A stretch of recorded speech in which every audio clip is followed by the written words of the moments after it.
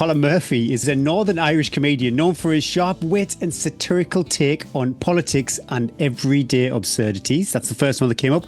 Or you can take Colin Murphy is active in trail and endurance races across the US. He's competed in events like the Bandera 100K, Rocky 50K, and Dana Peak Trail Run. Finally, we've got Colin Murphy is the race director for the Windermere Marathon. I didn't realise you guys did that. Is that a recent acquisition? Brand new, yeah. First delivery just done. So that was June 2025. So dust settled. How did it go? Because that was it the Brathay charity took, and there'd be a lot of people who kind of held that close to their heart as well. How did it go? I think it went really well. Yeah, we were really excited to kind of inherit that event from Brathay. So they sadly couldn't see a future for it. It didn't really make sense for them to deliver it as part of their core charity offering. People started to think they were an events company and not a charity. So we inherited it. And yeah, we delivered it for the first time and we finished it at our Great North Swim site. So while a relatively low numbered marathon, they got to inherit the site of 7,500 swimmers finishing at the same place. So it was a really cool finish. Very busy, lots of learnings when you take on an event like that. But yeah. Do they still do I don't know how these people can manage it, but a bunch of them do the 10 in 10. Do you still occupy that? They do the 10 in 10. So that's the one that, shall we say, it makes more sense for them to do. So they kept that, and they asked us to take on the Windermere Marathon. So at the moment, those are two separate properties, but we've got lots of conversations going forward about whether they can come back together, and we will deliver the Windermere Marathon and they will do the 10 in 10 as part of it, which is obviously the 10th marathon finishing as the Windermere Marathon. How does that relationship start? Do you sort of they jump in your DMs and go, oh? I think it's one of those conversations where we know them pretty well because we stay there. We have a swim run that goes through Brathay's grounds as part of the Great North Swim. So we have a reasonable relationship with them. And then one of our partners, one of the guys at Voom Nutrition, has his ear to the ground and gave us a ring saying they're gonna can it. They don't want to deliver it anymore. It doesn't make sense. So we had a few conversations with them. It took quite a long time, and in the end they wanted it to be clear that they wanted a clear cancellation period where it was no longer going to exist, so everyone had in their minds that it was no longer then, and then we inherited it after a short hiatus, if that makes sense, rather than it just migrating to us. So that perhaps would have been slightly easier as an event organizer if we'd have just seamlessly taken it on rather than starting from scratch. But you learn a lot about the event, and hopefully we kept 99% of what was good and then added a little bit more to it. Yeah, your flavour. Exactly. Oh, I can vouch for it. I've done it, goodness me, a long time ago now. And yeah, it's not a trail run. I know we are teeing trails, but you get all the stunning views without tripping over the tree roots. Fully carbon plated up, Gary. Oh yeah, you could be fully. Dream. And if you're chasing elevation, don't think you're going to lose your vert that week. I think it's got to be over 2,000 feet of elevation for the route in total. Yeah, wonderful. Yeah. I really enjoyed it. I think how many meters, but yeah, it's like 650, 690 meters in elevation over that course. So it is a tough one. It's a fantastic hybrid event for trail runners to meet the road or for road runners to get into trail, I think. And I think as we move forward, marketing as such, everyone's got their hydration packs on. It's a real kind of trail runners marathon, if you like. What were the winning times were we looking at? Oh, I think it's like high 220s, I think. Wow. That is fast for that kind of level of vert. And how many, I'm just trying to give people a flavour of the event. I know hopefully it's going to grow, but how many people are on the start line? So I think in the last year of Brathay, it was 1,000. We capped it at 650 this year, we had a relatively short run at it, and we wanted to make sure we delivered something really quality for the people taking part. So I think it has got great potential. And yeah, it was a great event. We had Chris Thompson dipping his toe in the water of commentating. So he was our PA start and finish guy, and he brought a huge level of energy. And I think the marathon runners appreciated having him. Is it Chris and Paula do the marathon podcast? Yeah, fantastic. Oh wow, as a marathon runner, that would be such a thrill to have him on there to do the commentating. Okay, where are you, Colin? What's the view from your window? And have you been for a run today or any exercise? Actually know the answer to this. Gary has gone so deep into talking you, Colin. I'm so sorry. You've had 30 minutes with the rad. Yeah, okay. Well, let's go one step at a time. I am in my office at home, and a little village in Northumberland, and I can look out onto the school field. So I've got 3 children that go to school opposite the road, and when they're on football training or anything after school, I can see them. Can you bang on the window? Get I can. I have a sense of guilt when the other parents pick their kids up at 3 o'clock and I put mine in after school club because I can see. But yeah, if they're anything like mine, they're like, "That's the best bit of the day, Mum. That's when we get to run riot." yeah, absolutely. So, football happens. Have I exercised today? Well, as you have stalked me, Gary, I have exercised with Rad Lopez, my Peloton strength and conditioning coach.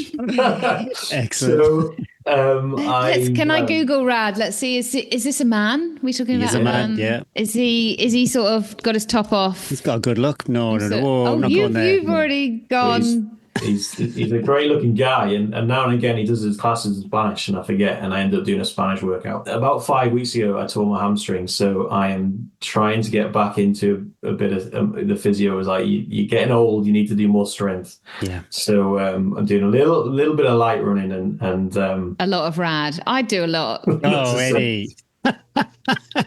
Well, like 5 minutes in, that came out all wrong, but he'd be very inspirational, I'd imagine. What are we looking at? Do you know the grade of your hamstring tear? Is it? It was a grade 2 tear, I believe. So okay. I should, and effectively, I'm not far off good to go. The sad thing is, it's probably not my hamstring that's my limiting factor now. It's my general fitness. So I need to get back at it. What's it like to working in an outdoor company, and if you're struggling with fitness? It's funny, obviously we spend a lot of time delivering these events, and I would say it, but sometimes it's harder delivering them than it is taking part. The last 15 days I've been on the road around the country. So you're in hotels, you're eating hotel food, you're working 12, 14 hours a day, and you really, at the end of the day, you perhaps haven't got the energy to do that session that you would like to do. So you've got to really work hard to put in. But equally, on the flip side, the motivation, when you see people doing these amazing things, you think, actually, I've got no excuses. I need to get at it. There's two sides to that coin for sure. I think I'd just be living in a KFC if I had a job like that on the road all the time. When you do your expenses and you have to scan your receipts and they're all KFCs.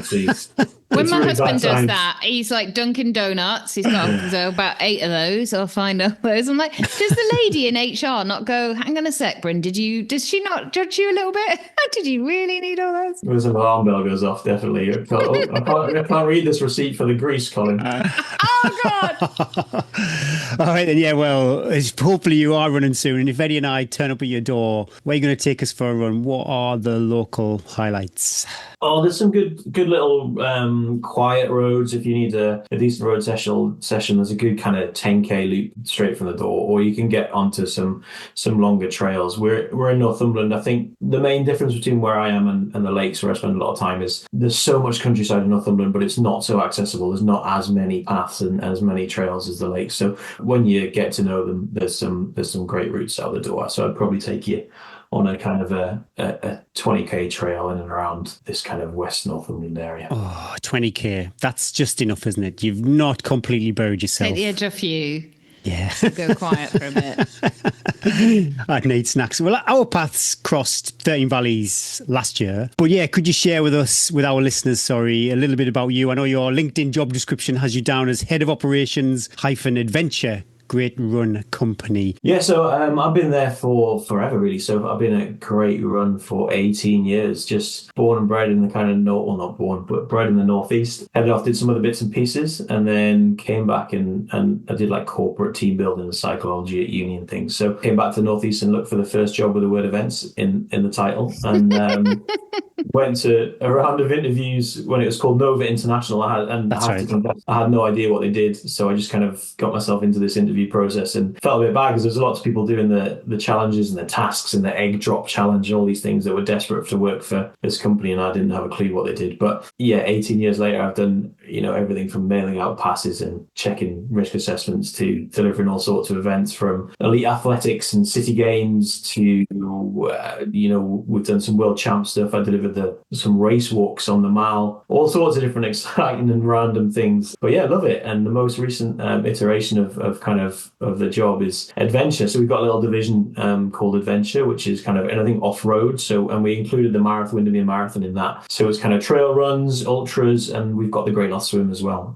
So yeah, really lucky to play with those events. You mentioned about traveling up and down the country, dodgy receipts. What does this adventure portfolio look like then, as far as trail running is concerned? Yeah, we're just looking at what's out there, where there's opportunities. We're not kind of looking to copycat or imitate. We're looking to see and do things that we feel are worthwhile and have a purpose. I think that's a lot of what Great Run does. It's not necessarily too corporate. It's about giving people the best access and making people physically and mentally as well as they can be. And I think that's been the ethos since the start of the Great North Run, which I'm sure we'll talk about. But basically, yeah, so we've got a Beyond Trails series. So that's a relatively new, a series this year of 4 events in Manchester, Bristol, London and Newcastle, which the idea is they start and finish in a city centre, so you can get public transport to them. You don't need an overnight, you don't need an Airbnb in the Cotswolds or the Lake District to take public transport, because I think a lot of these events, ignoring the entry price, they're a pretty expensive commitment. Yeah. So we wanted to try and take events to people and give them a little trial of trail running. And there's a 25k and a 55k, and they're a loop, and they try and get into as much of the different routes that you might not know are in your city. So that might be proper trails, it might be urban trails, it might be, old railway lines, it might be canal paths. So they're really varied. I mean, they're pretty gritty, and there's a reasonable amount of graffiti but I was imagining all the backlit. Yeah. Like, how do you find that route? Is there, because asking for a friend, that's like my job description. Like, I always think that must be, if someone came to me and said, can you find, like a production researcher on a film, when they go, can you go and find a beautiful cottage? And I'm like, I wish I could work for an events company that said, can you plan a 30k that's 500 meters and accessible? Is that someone's job, or is that your job? Well, traditionally, yeah, that is often my job. But for this one, so we had the London as the capital ring. So it's the south part of the capital ring, which is a connection of footpaths already existing. Newcastle, we kind of played around because we know the area, obviously. Yeah. But for Bristol and Manchester, we got in touch with someone who specialises in this kind of thing and does this for a number of businesses. And he went out and suggested 3 or 4 different routes. And so you would connect some different trails. So there might be a Bristol to Bath, trail, and there might be another one nearby. And then you look at how you can link them. And we looked at the 4 or 5 different versions for each city, and we look at how much kind of road is there, what's the payoff in terms of getting to the right sections. And if we were to do A to B and finish outside the city, we could get so much more kind of height and elevation and trailing, but actually then people are still stuck again, and we go back to that original point of making a challenging day for them. So there's some limitations of what you can do, but they're really fantastic events, and they've got a really, hopefully, long future in terms of bringing people in as a gateway drug, if you like, to trail running, and then they can go out and they can explore the world out there, which is massive. I love a urban trail, like a shopping trolley in a beck, or a fridge graffiti, or past your local dealers. All right. Yeah, it sounds like you've run a couple of them. Well, yeah, I'm blessed where I live with basically the old railway network, which kind of part of me wishes there was still the industry there to kind of supply the jobs, but that's a different argument. But we are blessed with this miles and miles and miles of trail running, and apart from crossing a road, I never have to run on a road, which I appreciate. Yeah, for some of our listeners, that is quite unusual. Then we've got nature reserves. It just goes on and on and on. But yeah, there's a bit of graffiti and a bit of broken glass, and sometimes there's some naughty kids hanging around. But yeah, apart from that, it's wonderful. Yeah, and every city's got its own identity. So yeah, that's kind of one of the things that Adventure looks after. I think the other one that's probably worth referencing is Great North Swim, which we mentioned. That's kind of at the heart of the Adventure portfolio. So the Great North Swim has been going since 2008. A long time, yeah, because I remember it starting and it being on television and it being a really big, because it was one of the first open, or was it the first so 2008, I think, was it Cassie Patton was probably in the open water swimming, and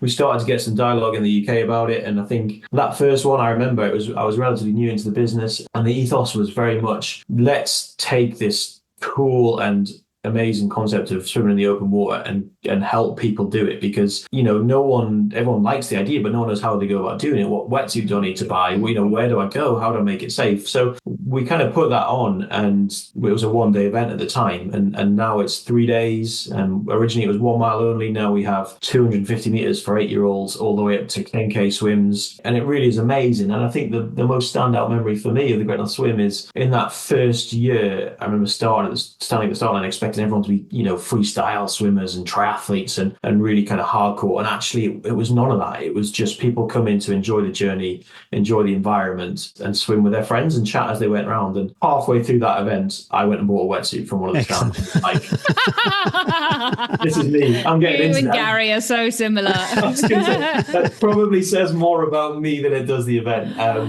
I've got a wardrobe full of things like that. But yeah, it was really inspirational. And I think ever since, it's been a privilege to work on and deliver, because the people that can swim, it's such a leveler from an accessibility point of view, and everybody comes and just, it's so inspirational what they can achieve and what they can get out of it. So we love delivering that event, and we continue to do so. It's quite unique as well. There's not that many open water swim options like that, with all the different distances, and so user friendly as well. Absolutely. It's one of the biggest, if not the biggest, in Europe, certainly in the UK. Swim Serpentine is run by Windermere Marathon, so it's similar but different. In September, we're in June, so they're quite a nice pair to highlight the UK's open water swimming scene. Lots of people want to come together and do it for the first time, and really it's a great place to do that, and then work your way up through the distances. And we have a stage, and we have a festival feel, and we had Vassos Alexander there talking about his new book, and we had Renee McGregor doing a nutrition chat, and various other people. So it's really kind of a complete weekend for the family, and that's what we're all about. The Great North Run, back in the day when it was first conceived by now Sir Brendan Foster, my boss, in terms of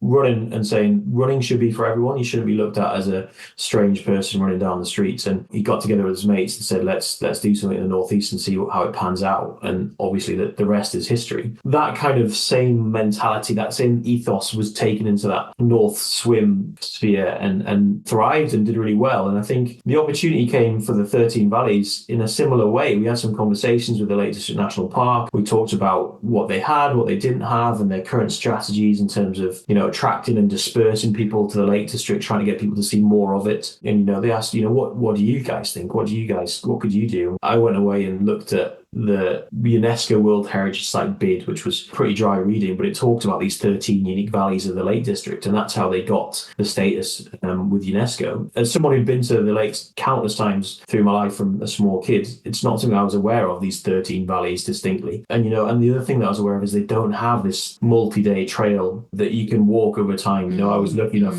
back in the day to walk the Turramel Bog with TMB a couple of times, or the Stew by Horseshoe, or all these various trails. And the lakes is full of amazing horseshoes for a day, or maybe 2 days in an overnight camp, but they didn't have this multi-day equivalent. So ultimately, I got a load of OS maps and a pencil, and did you? And it was great fun. You go back because a few times when Gary was preparing for it, I don't know if you listened, but we had who the hell put this route? Yeah. Well, it did prompt me to Google. I didn't know, similar to yourself, I didn't know about the 13 valleys. And as I was coming down into Windermere, tripping over every rock that I could see, I was thinking, oh my goodness me. And the climbing out of Borrowdale, I'm thinking, why have I entered this race? But yeah, to give that level of detail about the 13 valleys. I love a route where there is a reason for the route. I'm not so keen on let's just do 300 miles for the sake of it. I love the Pennine Way, the coast to coast. Now it makes sense. And wonderful route. And that's what we think. Look, there's some amazing events in the UK, some amazing ultra runs, and we desperately didn't want to just come in for the sake of it. And we're a bit conscious about, look, does the Lake District need another event? But the reason is this is a year-round walking trail that people can do with their kids. I want to do with my kids. You want to do it over a holiday or a number of weekends, but then once a year we can celebrate that with this event. And it made sense. The more we talked about it, the more it was like, well, this makes total sense. What else can we do? Well, we can do what we did with the North Swim, and we can do what we did with the North Run, and make this event about accessing this amazing trail running scene, because not everybody is confident enough to rock up to a fell race in a short pair of shorts and a fiver and go up with all these hardcore, skinny trail runners who these fells like the back of their hand. Some people need that little bit more reassurance of guidance and the rest of the package. And then they can go off and they can graduate almost from the 13 Valleys School, if you like, and they can stay with us through the distances, or they can go off and, they can do the Lakeland 100 or Lakes in a day or further afield. And I think that was the reason we felt that there was a reason for this event to exist and a place for it. It's been a super exciting journey. And like you say, planning the route, I deliberately kind of, like I say, I had the whole floor of an office and I had a load of pencils and a load of route maps and highlighters. And it was a stage by stage process. Deliberately didn't look at any other event routes because it's really hard. Once you're cognizant of exactly how the other events work, you end up leaning towards either trying to avoid them or trying to replicate them. And really, you've got to do your own thing because it's right for your event. So that's what we tried to achieve. And there was various versions that ended up being a bit longer or certain, there's loads of sections that on the initial bit got highlighted as with a highlight pen after I've been out on each recce. Yeah, that's great. Or, oh my word, I got lost for several hours in this area. And trying to stay true to those actual 13 valleys and get into them whilst it's an achievable distance was a challenge. But I think we ended up with something really special. Well, that was it. I was thinking, why?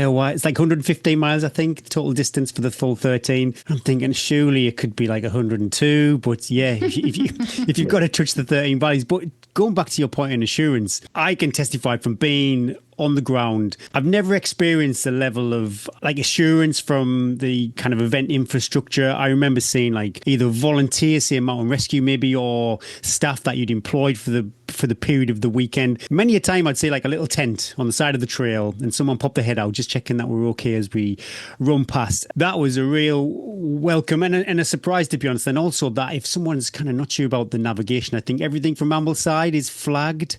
Yeah, all the way back. I know there's some purists out there who think we should all kind of map and compass everything. But if it does be part of your evolution as a trail runner, and then you become more confident on the high fells. Yeah, and I think you've touched on loads of points there in itself. So the 55k, so the 5 valleys and the 2 valleys, they're fully waymarked, and that also the byproduct of that means that the last 55k of the other routes are waymarked. So when you're most exhausted, when you're most dark. In a dark place, then these figuratively metaphorical waymarkers are guiding you home with their reflections. That was part of the process. And I think you talk about map and compass, and we talked about that. And the first 2 years we gave out kind of safety maps at registration, but this year, as well as guiding people, trying to kind of almost make some sense of it. Our appetite for risk is probably less than some event organizers because we come from a place where we have to be over and above safety. We know we're bringing new people to this place. We know we're bringing people who haven't done this before, and we've got to make sure that we've got their back the whole way around. And that's stuff that they see, but it's stuff that they don't see. We invest heavily in, and that's, you'll have seen Joe Faulkner's team from NAV4 in those tents kind of doing the hill safety. And then we have, a whole mountain rescue equivalent team that come from Shelterstone and Shane. So we lean heavily on the experts in those areas. But then part of the conversation we've had this year is navigation. What's the benefit of giving on a map at registration if they have no idea how to use it? Is it just a false sense of security? We're sending people out with a strip map when that makes us feel all warm and cozy that they're going to be able to find their way if they are up against it. So we've taken a bit more of a, I think, sensible approach now and put back as part of your training, you need to establish your ways of navigating. And that can be the way markers and that can be your GPX on your watch. But we also give you 3 months free OS map subscription, who are a partner, so that you can use their tools, you can download the maps. That's amazing. Or you can take a paper map. We've got our own lovely 13 Valleys OS map. Look what he's got to hand. Which was one of the. Have you got that, Gary? No, I haven't got that. I've got envy now. I'm going to have to. That's on my list of jobs to do. But so that's pre-printed with everything you need to know on their elevation profiles, feed stations, distances. So we kind of trying to encourage people to take a bit of ownership of their own journey in terms of navigation, not just physical fitness to get to the start line, but also the navigation piece, because again, that educates them to then move on to other events and to grow the distance. And in training, right, you need to know where you're going. There's no one going to be waymarking your training run for you. If somebody has entered the event and they're unsure about the training for an event like this, weekends, can they lean on the 13 Valleys? Are the training plans to download? Yeah, absolutely. So Paul Wilson, who you'll know from Bob Graham, and he's got started Summit Ultra coaching business. So as part of the event, you can download a 2 values training guide or a 5 values training guide. And through conversation with Paul, I think it's a really sensible approach that once you migrate up to the 7 or 13, there's no pre-printed guide that fits for everybody. So we would signpost you then. Obviously, we encourage EdwinaSutton.com. EdwinaSutton.com. There's many quality coaches out there.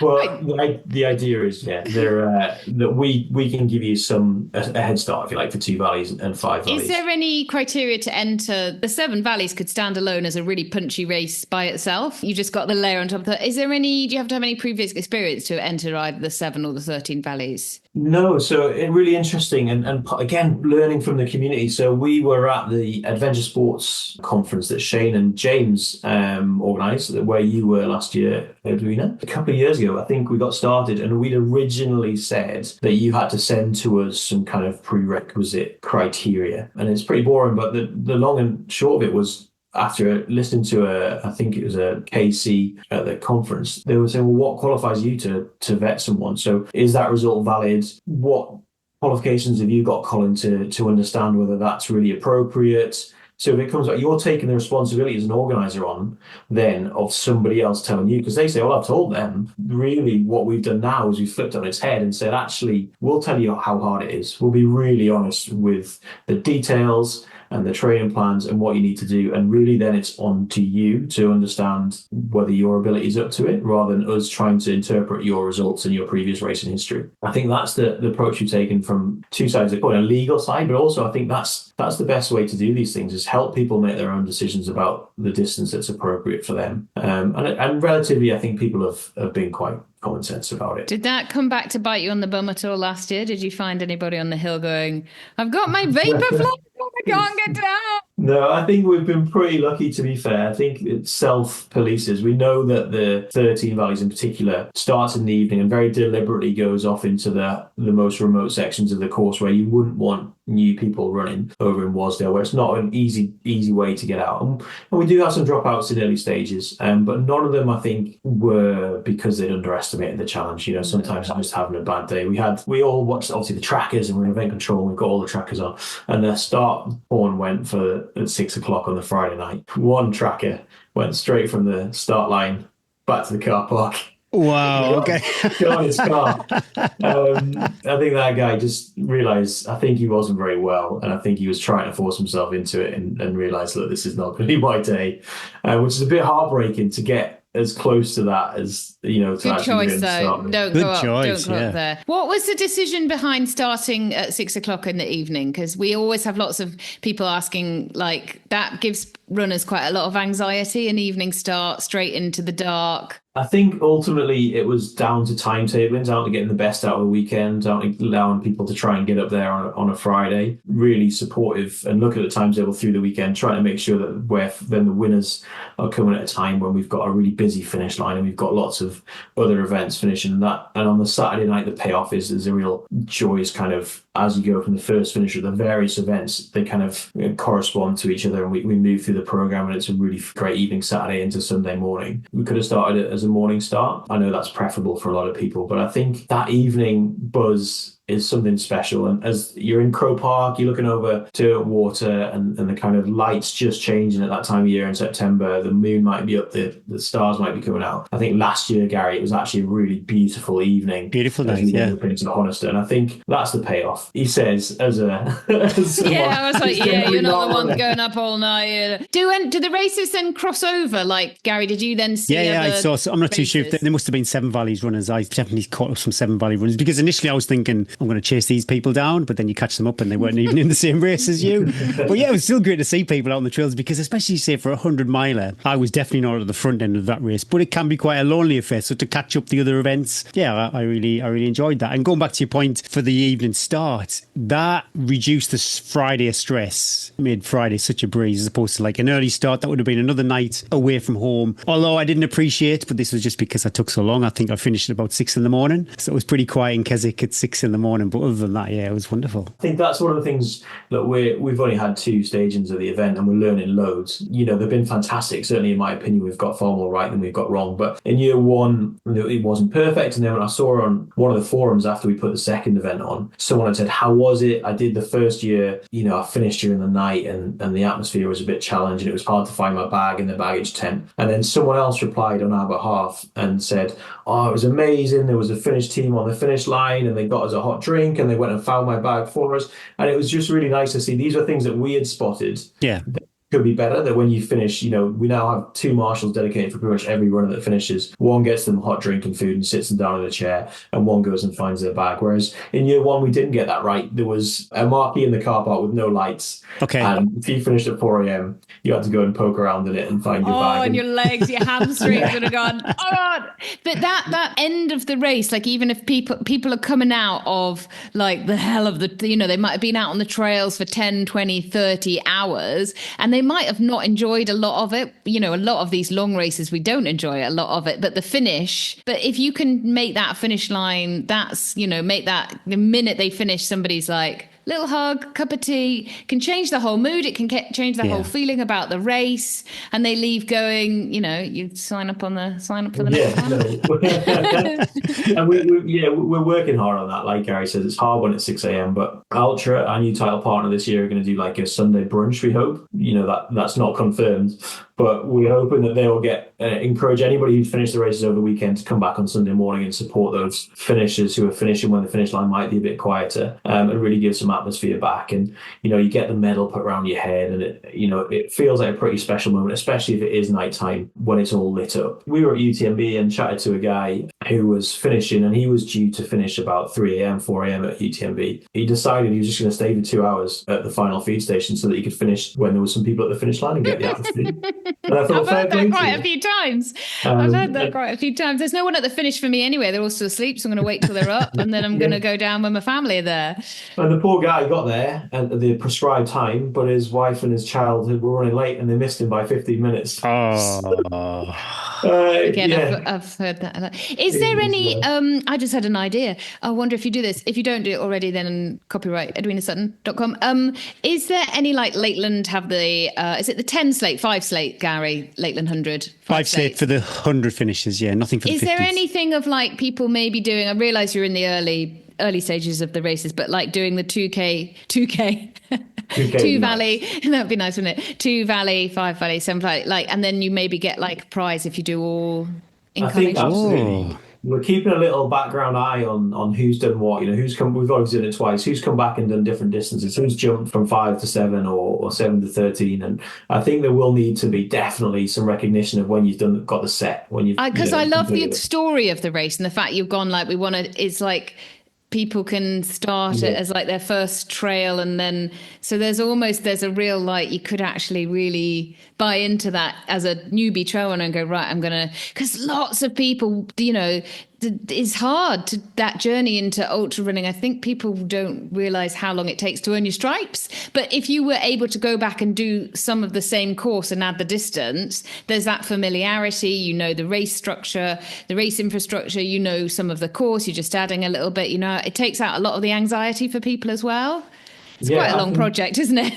4 or 5 year project dedicated. Yeah, but people do that. People do the Lakeland 100, whatever, and they try and get the 5 finishes. That project could be, goodness me, if you don't count a few DNFs, you could be a 7-year journey for that. So people do it, and you do get, this is not stage. You do get a slate. If you finish, you get a slate, which doubles up as a coaster too. So that is, I love stuff like that. Interesting story. So those medals, again, we had a blank canvas. It was like, what do you give people when you get across the finish line? And we had a little focus group, and I think I've got one here in front of me actually, like you, Gary. But we talked about just doing a little repair patch on a lanyard that was actually repair tape, and we're like, it's gonna be really sustainable. You can then repair your kit with the tape and the patch. And we had this long chat about sustainability, and that's the right thing to do when you cross the finish line. Probably an hour after, into the call, we're about to wrap it up with these other runners, and then someone was just brave enough to say, I'm not being funny though, I do agree with everything we've said, and we all agree with it right now, but if I just finish an event and I just got this lightweight patch,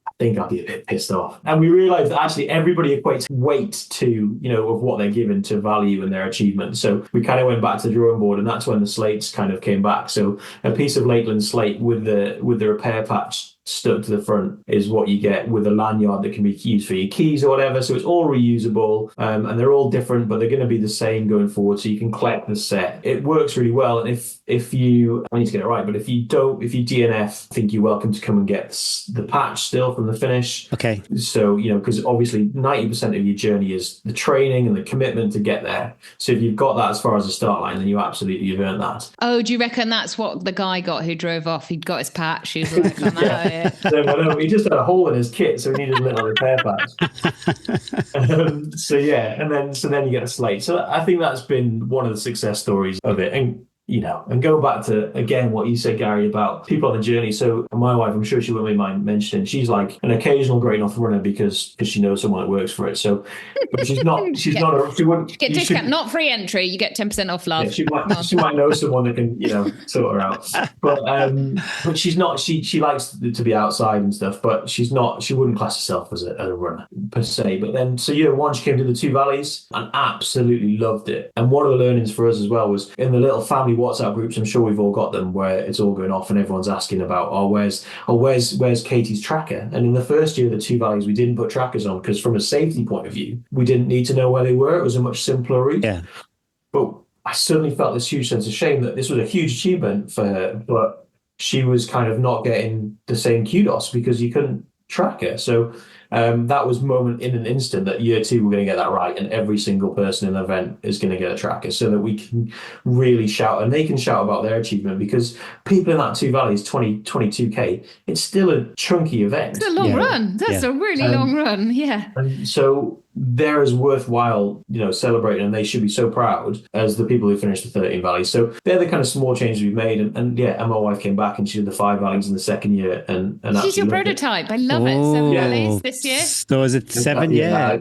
I think she's suffering from a few injuries now, so I think she might be going back down to 2. That might be the graph. When I visualize the weekend, you get a cracking weekend doing the 7 Valleys. You get a cracking weekend doing the 13 Valleys too, but it's a big challenge. Yeah, I think you probably miss a good chunk of that nighttime self-nav if you're doing the 7, but it's fun. It's really interesting. We thought that we would get the 2 Valleys, from our road running background and our database, so to speak. We thought the 2 Valleys would be the big one, but actually it's the 5. The 5, everyone wants to skip the 2 and just go, you know what? Yeah, you can do that. And I think that's great testament to what we're trying to do, which they obviously feel safe and supported to come and do it, which is superb. And then I think the next step, the jump, is people go, well, I could do 7, but you know what? If I'm going to do 7, I might as well get the glory and do 13. Yeah. So really that 7 Valley is it's the one that is less shouted about, but I think from the fact that you don't have to run for 2 nights, potentially, depending on how fast you are. You can come and register on Friday night after work. You start at 6 a.m. on Saturday and you can finish anytime all the way through to Sunday evening. So it's really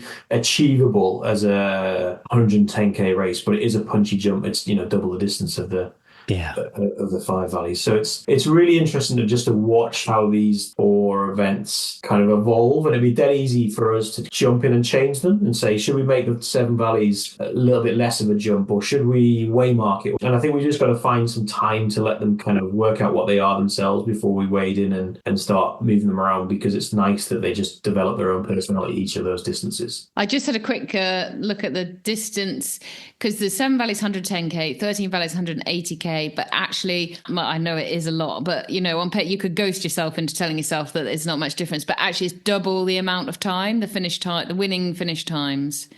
James Chapman won last year in 11:42, and Caspian James won in 25, and Leonie, friend of the show, won 15:43, the 110, and then Sarah Perry was 30, just under 30. If you think, I might as well, Gary, if you're thinking as well, I might as well just get the smorgasbord, you are actually looking at quite a very different type of, it's like UTMB and CCC, isn't it? Yeah, it's more technical, isn't it? I think, that extra bit. It's also a lot more elevation. I think the latest, I think our website's got it over 7,000. Okay. I think for the 13 valleys, where I think you're about 4,000, maybe a smidge under for the 7. So it's technical, and there's a lot of it. I think that was a big eye opener for me. I'm very familiar with the Lake District, but that level of technicality on the trails, mentally it really took its toll on me, having to be switched on all of that time. But I really loved it. The recce's, it introduced me to some trails that I'd never been on before, some parts of the lakes that I really wouldn't go to that much. And that was it. Hugh Williams, I think he came on the podcast a couple of years ago now. He talked about that adventure tourism. So running into Borrowdale, getting a Calippo from the youth hostel there, then off you go before you kind of summit and then drop it down to Grasmere again. Just the best of times. And all those recce's, most of them were in the sunshine too. I know September can be a bit dicey. Why did you choose September for the race, Colin? Again, because we're trying to do it in partnership with the Lake District and doing things that are right for the environment, the communities, the stakeholders. And it is a very full area in terms of events. We sat down with Cumbria Tourism and said to them, when do hotel nights start to dip away? When is it less full, if you like? Because you could almost write off April to mid-September as the lakes is full, thanks very much. We wanted to try and work out a date that worked for the event but didn't upset anyone too much. So the end of September was kind of the first time that shoulder season started to quieten down. So it was always going to be either April or the end of September. As it happened, we launched this event pre-COVID, but then COVID came along and it was going to be an April event. I think it was going to be April 2020, I think it was. But we had to reset. And in that reset, we made some changes. We changed the start from, it was going to be all down at Waterhead in Ambleside. We moved it up to Keswick. And I think we changed the date. And I think all was the better for it. So I think September could be anything. Look at the weather we've just had these last couple of weeks. We've had thunder and lightning at the Great North Swim. We've had 33 degrees temperature down in London for Beyond London. So September might be foul. It might be glorious. Year one of the 13 valleys, we had to do a contingency route. We missed out High Street, which is the highest section of the course, because it was just too windy. It was going to be kind of 65 miles an hour on top of that. So, it could be windy, like I say, in that year or last year. It was a fantastic weekend for me, I think, from memory. This year, am I right? Is this year the first year that Altra have come on board to sponsor the race? Yeah, absolutely. So we've had some pretty faithful and great partners that took a punt on us in year one. So, and we repaid them in year two, with kind of just continuing those partnerships to really make sure the event was as good as it could be. And then one of the Altra runners had run and won the 5 valleys in the first year, and he actually DNF'd on the 7. He was in second place going into about 30k to go and cramped up. And I happened to be where he DNF'd. So I picked him up and took him back to base and had some conversations and said I'd have to get them involved, and thought nothing of it. But then they got back in touch and they loved what we were doing. Altra is growing a huge amount in Europe and the UK particularly. And they thought that, the event and what it represented was exactly what they were about. So they were very keen to come on board as the title partner. So it is now the Altra 13 Valleys Ultra, which... Oh, sorry, we haven't been using the correct... We haven't been using the correct terminology, and you haven't dropped it in. You should have dropped that in every other sentence. Well, it's very new to us. So we've had a fantastic few days with them in the lakes this last week or so. I'm a big fan of Altra shoes. I did all the recce's back in the day when we were establishing the course in Altras. They suit me. The wide toe box and the grip level and the comfort level is massive. So really suits the way I run. And I think, it was really nice when they got in touch, not because I got an extra pair of shoes, which my wife insists. Well, they were my 13 Valley shoes. I'm not too sure if you mentioned that off air or we'd already started recording, but yeah, that's what I used. The Mont Blanc, Trail Mont Blancs, I think I even had a pair in my drop bag too, because inevitably your toes swell up. But yeah, that is one of the lovely side effects of Altra. If you can get away with that zero drop, that roomy toe box, wow, the second half of a big super duper long ultra race. And they got me around the Lakeland 50. I think attempted and run a few of these style events over the last few years. I think I'm a really good example, I think, of someone who might take part in our events. Obviously, I can't do my own events, although I did run the 5 Valleys course last year, and I have to say it, but it was absolutely wonderful day out. And I think when you're running it not as part of an event, it feels so much easier, I'm sure. Oh, yeah. It's so much better, isn't it? Stop, stretch, take a picture. Exactly. It was wonderful. But I think, you look at some of the other fantastic events in the UK, established by the likes of Shane, you've got Mike Jones or James Elson. Well, these guys are fantastic runners in their own right. And I think their events are races. They talk about racing these events, and I think ours is an event, and it's designed very much as something like a milestone, a journey in someone's life to where they might aspire to do something that they don't think they could. I think the DNA of those guys in their events is particular focus on the front end. Not to say that they don't do a great job of everything else, but I think ours is very much empathetic with what people are going through and trying to make sure that it really can hold their hand, and that, like you say, the feed stations, making sure people know exactly what they're going to get in advance. Oh, was it the 13 Valley feed stations that the Freddos first made their appearance? Yes. Wow, that was world famous now, Colin. The Freddo trail snack. Coniston Freddo, saved my life. Well, yeah. So, and letting people know what they're going to be, making sure they're quality products. So you'll get a cabbage Freddo, you'll get Baby Bell, you'll get real Coca-Cola or Voom products, and we try and make sure it's really clear. So from a dietary point of view, you know what's gluten free, you know what's vegetarian, you know what's vegan. You can plan your day out, reflecting that in every element of the event. We don't always get it right. In year one, we thought we need something salty and savory. So we invested in several £1,000 worth of Yeti cool boxes, and we put salted new potatoes in all of them at the feed stations to be served chilled and cool, thinking this will be really refreshing. People love these kind of something carbs that they might be able to get down. And the downside was, over a certain number of hours, the salt and the potatoes start to react, and by the end of it, I think we basically had a version of poutine in the cool boxes. So they didn't reappear in year two. But you learn from everything. Salty spuds. I'd have been all over those salty spuds. Entries, can people still enter? They certainly can. We've got entries for all 4 distances still available. I think we're into the last 10% in the 5 valleys, and also the last 10% in the 13 valleys. So those are the ones that are under the most pressure. I think there's a few more spaces to go out in the 7 and 2, but the 2 valleys certainly fills up quick as we start getting closer to the event, with it just being like 22k. We normally now ask Colin, people for the workout of the week, but we're going to be selfish this week because you are perhaps one of the most experienced race directors, organisers. Oh, what's your official title? Operations manager. That's what we are going to be this weekend as we try and, Shane's running it. We're just standing at the gate directing traffic. Have you got any tips for us as we, hold or help at our first ultra race? Well, you've done the right thing. You've partnered up with Shane, so that's step one. That's what we did. Know what you're good at and find somebody who's good at the things you're not good at. So I think you've done the right thing there. And I think that, we stand on the shoulders of a lot of Lake District legends underneath our event that underpin it, and we make no bones about that. And I can reel off a whole load of names, but, whether that's James Taylor or whether that's, a variety of people on the team, we're very grateful. So you've done the right thing there. I think the next thing, and I'm sure this will come through, is you've done your planning. So that's the easy bit. You do it away from the event in a calm environment. You make your plans, you make your thresholds, you understand what you're going to do, you make your contingency plan. And then I think you just try and enjoy the weekend and trust your previous self that these plans are correct. If the winds are such as you can't run the route you want to do, that's the decision you make. You don't have a decision to make anymore. You've made that in an earlier time in a calm place. And I think that means that you can take a lot of that stress away because you've got a plan for every scenario. You've thought about it in advance. You've got the teams in the right place, the right people. And therefore, it's just about trying to make sure everyone else has a great time. That's great advice. That's great. Let's keep a calm head, Gary. Keep a calm head. I'm cool as a cucumber. Parking those camper vans. That's the only job we're allowed to do.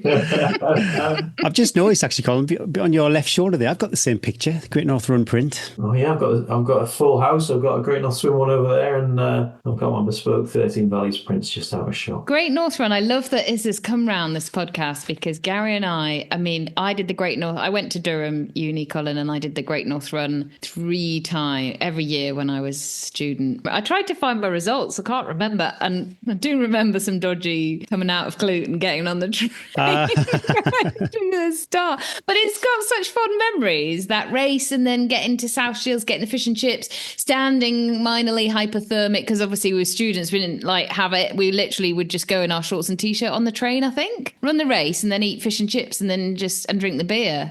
And then just go straight on back into Newcastle. Changed, Eddie. I think the Great North Run is a fantastic event, but I think a half marathon is the magic distance for people to think, I can do that. I can do that. I can do that on a hangover, Yeah. The no biggest challenge. breakfast, no fuel. I don't remember any of that, but I do remember the finish being incredible, the finish line being incredible, and it being a big part of my running journey as well. So being able to talk to you is amazing. Such a It's privilege. amazing. Yeah, I mean, in my time at Great Run, I managed to finish down at South Shield. So I think I've calculated now it takes 2 weeks to build and 1 week to take down. So I think I've spent 44 weeks of my life on South Shivering. Shield. Is it always the coldest, windiest place on earth? It often is. I think it's the time. It's certainly the time. It also marks the time of year when you suddenly realise summer's over. Yeah, winter's coming.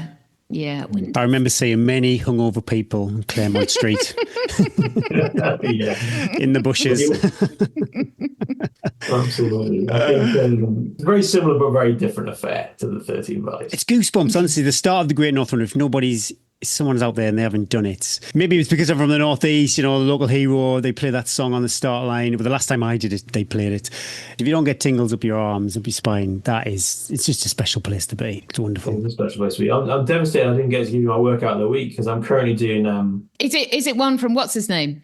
What's his name? Raj. No, it's not. It's not from Raj. Sadly, no. My physio gave me something called tantrums. You guys have got kids, and this was amazing. So you have to lie on the bed, and you have to kick your legs with your heels up to your knees in a very similar toddler tantrum style. Excellent. It's a very good one. Is there like a rep number that you have to do for this one? I think until Failure.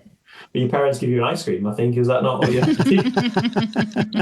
Do you remember those tantrums? And they used to have them in the supermarket, and they just lie down, and you'd just be like, "I'm leaving you in the baked bean aisle." But you love it when someone else's kids are having a tantrum. Oh, I think that's incredible. It's not mine. Okay, tantrums for the hamstring. I've written that down. I love that idea. Well, my osteopath said to me, "I think your hamstrings aren't strong enough," the other day, and I was like, "You joking? I've got the strongest legs in Scotland. How come my hamstrings?" But maybe this is what I need to add. More tantrums. Yeah, it's a very... And anything lying down. It's cathartic, if nothing else. Get out a bit of rage. Let's do it. Let's get everyone doing it this weekend, Gary. Do it. There you go. Can you imagine the crowd post 50k? Big photo opportunity. Everybody lying down in the field doing tantrums.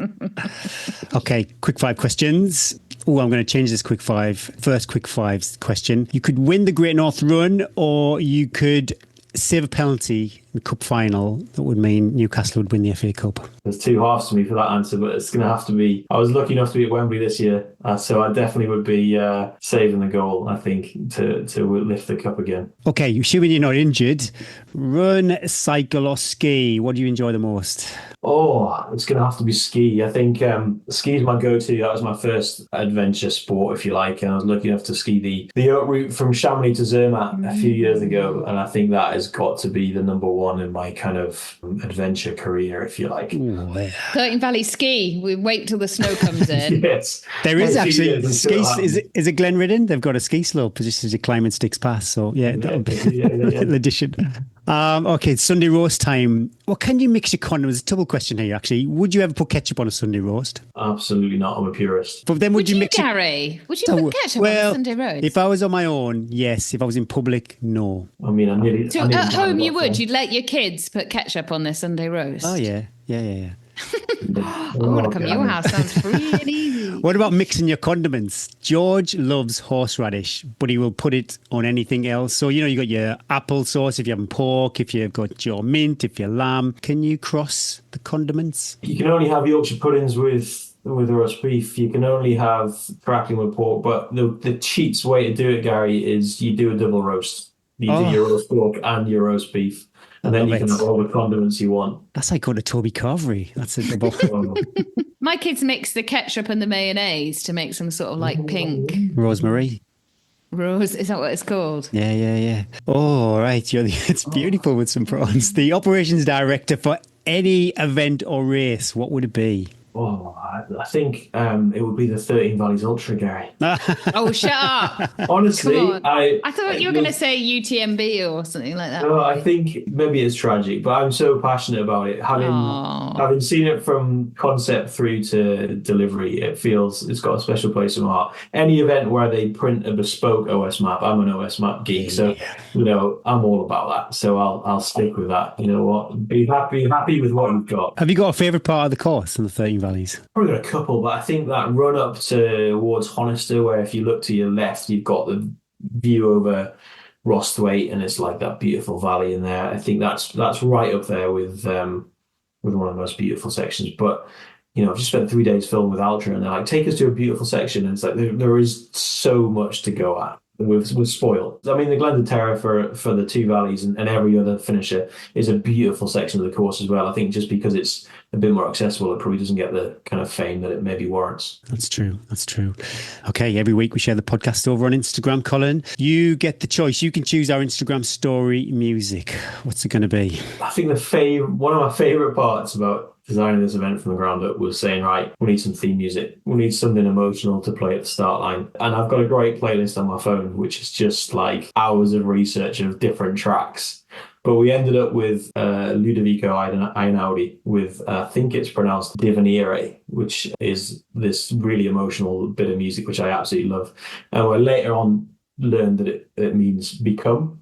And I think we lent heavily on what will you become as part of the race story, because it does change you. So it all kind of came together. So that's my bit of music. It's an amazing piece. Beautiful. I love it. Did say it again. Divenire. So it's, good luck. I've tried to spell it 5 times. I've got no chance. Oh, what's up at you? Divenire. And is it Beethoven, did you say? Ludovico Einaudi, Divinere.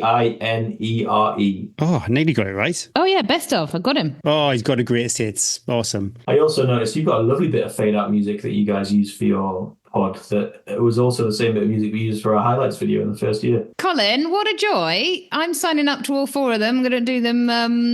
You're going to join me? 13 Valleys? I'm going to do them all. I'm going to start. I'm going to do them over a week. I'm going to be the first person to crush the whole. I'm going to get inside Joe's tent. I'm not doing anymore. I haven't risk assessed that, so don't. Oh, what a treat. I think putting a name to a race is amazing, but also to hear the sort of concept of the race, your passion behind it, the story behind it. We are literally a tiny bit into our race organisation. I can't imagine how much goes into a race organisation, but I think it's so important as runners to understand it a little bit, because we can be very quick, judgy, as you saw, finish line, where's my bag? I want my bag. How much organisation, how much planning, how much learning, and that all comes across as I'm sure anybody that goes into, I'm sure lots of people listening, I know I've got lots of clients that are. I don't know. It feels very strange when you speak to such special runners and special people.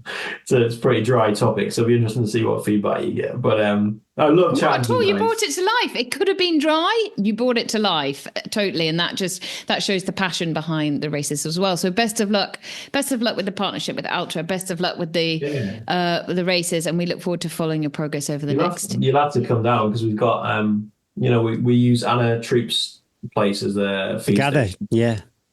So, and obviously I'm going to see if I can persuade her to come for a jog now. Just a wee jog, Anna. Go and just smash that course record for us. And Beth Pascal is our commentator. And that's right. Yeah. Now she's back out running. I'm scared she's going to leave us, run off, literally. She could do the commentating and win it. When she finishes, just finish, just wet wipe off and be like, wait a few hours, cup of tea, refuel. So, don't be strangers, you two. We'd love to, we'll see you, Gary, but anytime you like it, you come see us. Thank you so much. Some sparkling Altras. Yeah. I'll see what I can do about that prize as well. Well, I can vouch for the race. I've done it once, and if I didn't enjoy myself, there's lots of other things out there to do on a September evening. So, I can't wait to go back this year. And still on the fence. I think it's going to be the 13, though. Definitely got to be the 13. There's no way I'm going through. It's better content, isn't it? I want 2 nights. I want vomiting. Sick. I want Freddo's. I want the whole shebang again. Can't wait. Good luck with your tantrums. Keep working on those hamstrings. Thanks, guys. See you soon. Bye. Bye.